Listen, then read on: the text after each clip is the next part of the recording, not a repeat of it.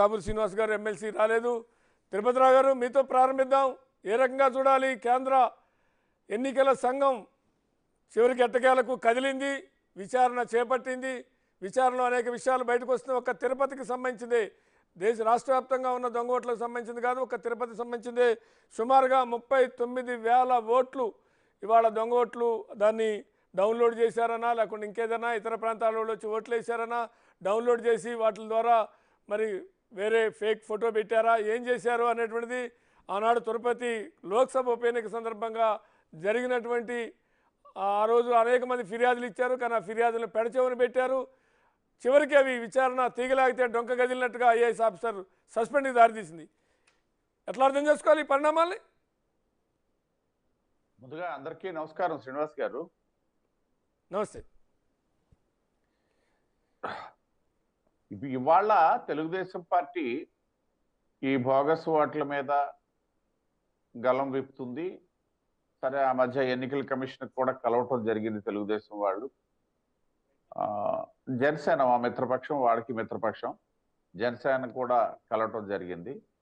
గమ్మత్తైన విషయం, అదే సమయంలో వాళ్ళు బయటకు వచ్చిన సమయంలోనే అధికార పార్టీ వైసీపీకి చెందినటువంటి నాయకులు కూడా మళ్ళీ ఎలక్షన్ కమిషన్ కలిపి దొంగ ఓట్లు ఉన్నాయి తీసేవాళ్ళని చెప్పేసి మాట్లాడడం జరిగింది. ఆ రోజు ఆ సన్నివేశాన్ని ఒకసారి మనం ఊహించుకుంటే దొంగే దొంగ అన్నటువంటి చందం అనేది కరెక్ట్ గా సరిపోతుంది అనమాట. అధికారంలో ఉన్నది వైసీపీ పార్టీ, వీళ్ళ మీద ప్రతిపక్షాలు సహజంగానే ఆరోపణలు చేస్తాయి. చేసినటువంటి ఆరోపణలకు సంబంధించి వీళ్ళు నిరూపణ చేసుకోవాలి. లేకపోయినట్టయితే ఇదో మేము తొలగించాము, ఇన్ని జరిగాయి, ఇన్ని తొలగించాము, ఇట్లా చెప్పాలి. వీళ్ళు కూడా వెళ్ళి తెలుగుదేశం దొంగ ఓట్లు చేర్పించేస్తుందని చెప్తున్నారు. మరి మీరేం చేస్తున్నారా అని ప్రశ్నిస్తే వాళ్ళ దగ్గర సమాధానం ఉండదు. ఏదో వాళ్ళు వెళ్ళారు కాబట్టి మేము వెళ్ళాం, అంతవరకే.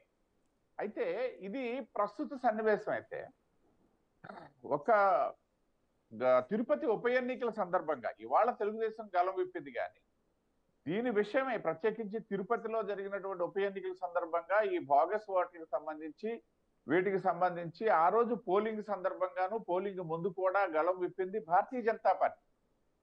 ఆ రోజు అక్కడ మా సీనియర్ నాయకురాలు శాంతారెడ్డి గారు కూడా రెడ్ హ్యాండెడ్ గా పట్టుకొని అప్పచెప్పినటువంటి ఎన్నికల కమిషన్ అధికారులకైతేనేమి, ఎన్నికల నిర్వాహక అధికారులకైతేనేమి అప్పచెప్పినటువంటి సంఘటన నేను ఇవాళ గుర్తు చేస్తున్నా.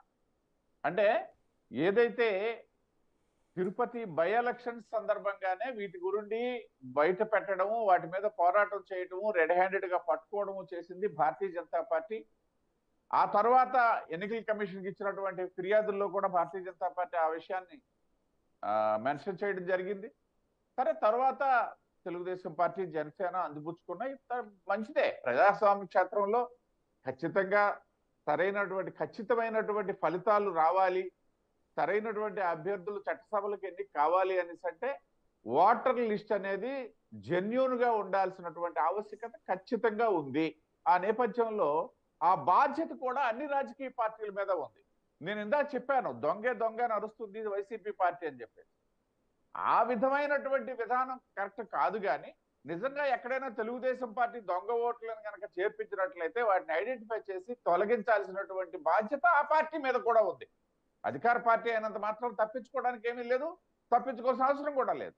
కానీ ఆ విధంగా కాకుండా ఏదో వాళ్ళు వెళ్ళారు కాబట్టి మేము వెళ్ళి దొంగే దొంగ అని అరిచేస్తే ఈ బోగస్ ఓట్లు తొలగించేస్తారు అనుకోవడం ఏదైతే ఉందో అది సరైనటువంటి విధానం కాదు. ప్రతి రాజకీయ పార్టీ మీద కూడా ఎన్నికల ఫలితాలు.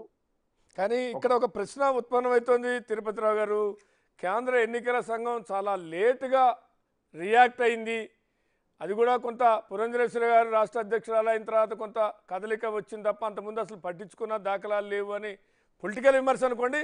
బట్ ఏమైనా కేంద్ర ఎన్నికల సంఘం ఎన్నికలు జరిగి, తిరుపతి ఉప ఎన్నిక జరిగి ఇవాళ మళ్ళీ సాధారణ ఎన్నికలు వచ్చేదాకా దీని మీద కొంత కదలిక ఆశించిన స్థాయిలో జరగలేదు అనే విమర్శ మీరు అంగీకరిస్తారా, అంగీకరించరా? ఒకటి శ్రీనివాస్ గారు, ఇది మీరు చెప్పినట్టుగా రాజకీయ క్షేత్రంలో అన్ని రాజకీయ విమర్శలే ఉంటాయి, పొలిటికల్ క్రిటిసిజమే ఉంటది. దాంట్లో ఆశ్చర్యపోవాల్సింది ఏమీ లేదు. ఇప్పుడు నేను మాట్లాడింది కూడా రాజకీయంగానే మాట్లాడతాను. నేనే కామన్ మ్యాన్ గా మాట్లాడను కదా, రాజకీయంగానే డెఫినెట్ గా రాజకీయం ఉంటది. దాన్నైతే మీరు ఒక్క విషయం గమనించాలా, ఈ ఎలక్షన్ కమిషన్ అనేది స్వయం ప్రతిపత్తి కలిగినటువంటి సంస్థ. పర్టికులర్ గా నేను చెప్తున్నా, ఎప్పుడో బిఫోర్ టిఎన్ శేషను ఆ రోజు ఉన్నటువంటి కాంగ్రెస్ పార్టీ వాడుకున్నటువంటి తీరు అది ఏదన్నా ఉంటే ఉండొచ్చేమో, కానీ ఇవాళ ఎలక్షన్ కమిషన్ వ్యవహారాల్లో కేంద్ర ప్రభుత్వం, నేను ఇవాళ మేమున్నామని కాదు, ఆఫ్టర్ టిఎన్ శేషన్ తో ఉన్నటువంటి ఏ ప్రభుత్వం అయినా సరే ప్రభుత్వం చేతిలో ఎలక్షన్ కమిషన్ ఉన్నది అనేసి అంటే అది విశ్వసించదగినటువంటి విషయం కాదు. తనకు తానుగా పనిచేసుకుంటూ పోతుంది. అయితే ఇక్కడ ఒక్క విషయాన్ని అయితే నేను స్పష్టం చేయగలను.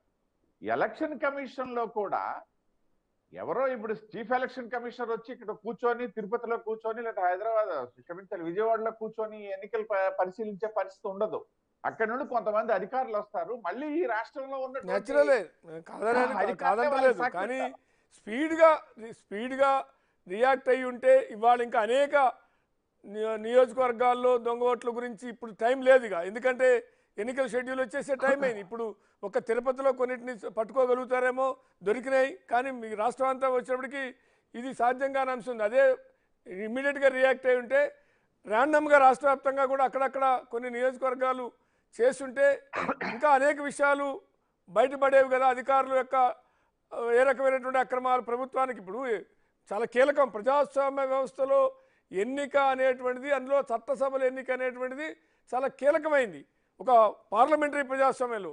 దాంట్లోనే ఈ డొల్లతనం ఉంటే, దాంట్లోనే ఈ రకమైనటువంటి అక్రమాలు ఉంటే, దాంట్లోనే ఈ రకమైనటువంటి బోగస్ ఓట్లు ఉంటే చట్టసభలకు వాల్యూ ఏంటి, ఎన్నికైనటువంటి ప్రతినిధులకు ఉన్న విలువలేంటి, అసలు ప్రజాస్వామ్యానికి ఉన్న విలువ ఏంటి? మౌలిక ప్రశ్న. డెఫినెట్ గా నేను మీ తాలూకా వ్యాఖ్యలతో నేను అంగీకరిస్తూనే ఇక్కడ గమనించాల్సింది ఏంటంటే, మీకు ఒక చిన్న కరెక్షన్ కూడా చెప్తున్నాను. ఇవాళ ఏదైతే ఎలక్షన్ కమిషన్ చేపట్టినటువంటి చర్యలు తిరుపతికే గాని లేకపోతే మరొక దగ్గరికి గాని పరిమితంగా లేవు. బయటపడింది తిరుపతే గాని ఇవాళ దాదాపు నాకు తెలిసి మీరు అన్నటువంటి ర్యాండమ్ గా సర్వే జరుగుతున్నది. నా వద్ద విశ్వసనీయమైనటువంటి సమాచారం ఉంది. అన్ని ప్రాంతాల్లో కూడా, ఈవెన్ నేను ఇప్పుడు మాట్లాడుతున్నటువంటి శ్రీకాకుళం జిల్లాలో కూడా దాని మీద ఒక కన్నేసి ఉంచారు. ఇక్కడ కూడా ర్యాండమ్ వెరిఫికేషన్ అనేది జరుగుతుంది. అయితే ఒక విషయాన్ని నేను అంగీకరిస్తాను, సమయాభావం వలన కూలంకుషంగా దాన్ని పరిశీలించి అవి తొలగించే పరిస్థితి ఉండకపోవచ్చు, ఈ టైం సరిపోకపోవచ్చు. కానీ రాష్ట్ర వ్యాప్తంగా మొత్తం అన్ని కాన్స్టిట్యున్సీల్లో కూడా ఈ వెరిఫికేషన్, ర్యాండమ్ వెరిఫికేషన్ అనేది ప్రక్రియ కొనసాగుతుంది. దాని గురించి అయితే నో డౌట్ అట్ ఆల్. కాబట్టి సమయాభావం వల్ల కొంత క్లారిటీ లోపించవచ్చు. అయినప్పటికీ కూడా రాబోయే రోజుల్లో ఇది ఒక గుణపాఠం అయ్యి రాబోయే రోజుల్లో ఇంకొక విషయం కూడా నేను చెప్తాను. ఇది ఎన్నికల సమయం కాబట్టే దీనికి ఇంత క్రెడిబిలిటీ వచ్చింది అనేది కూడా నేను విశ్వసిస్తాను. ఎందుకు అనేసి అంటే, ఇప్పుడు సాధారణంగా ఓటర్ కూడా ఎప్పుడు చూసుకుంటాడంటే జస్ట్ బిఫోర్ ఓటుకు బయలుదేరే ముందు నా స్లిప్ ఉందా లేదని చూసుకునే పరిస్థితులు ఇవాళ ఉన్నాయి మన ప్రజాస్వామ్యం. ఎందుకంటే అంత ఉదాసీనంగా ఉంటున్నాడు ఓటరు. ఎన్నికల వరకు తన ఓటు ఉందా లేదా లేకపోతే ఏంటా అనే పరిస్థితి చూసుకునే ఓటర్. అంటే నేను చెప్పేది అతి కొద్ది శాతం ఓటర్ల పరిస్థితి, ఒక 20-25% ఓటర్లు ఇప్పటికి కూడా ఎన్నికల నాటి వరకు వాళ్ళ ఓటు గుర్తింపు కార్డు గురించి కానీ, వాళ్ళకు ఓటు ఉందా లేదా అన్నటువంటి విషయం కానీ, ఓటర్ల జాబితాలో సవరణలు జరుగుతున్నాయన్న విషయం కానీ, లేకపోతే తన ఓటు తీసేశాడా ఉంచాడా అన్న విషయం కానీ వాళ్ళు ఎవరు ఇవాళ పట్టించుకునే పరిస్థితులు లేదు కొంచెం మంది ఓటర్స్. కాబట్టి ఏదేమైనప్పటికీ ఇవాళ ఏదైతే జరుగుతున్నటువంటి ప్రక్రియ ఉందో, ఇవాళ ఒక్కరోజుతోనే ప్రజాస్వామ్యం ఏమి మన చివరి ఎన్నికలు కాదు కదా మన దేశంలోన. ఇక్కడ నుండి ఇక మీద జరిగేవైనా సరే కూడా దానికి ఇది ఒక నాంది వాచకం అని చెప్పుకోవచ్చు. ఈ ఎన్నికల్లో కూడా దొంగ ఓట్లు లేకపోతే అనర్హులైనటువంటి ఓట్లు ఇప్పుడు ఏదైతే నేను ఇంకొక విషయాన్ని కూడా మీ ద్వారా నేను దృష్టిలో పెడుతున్నా.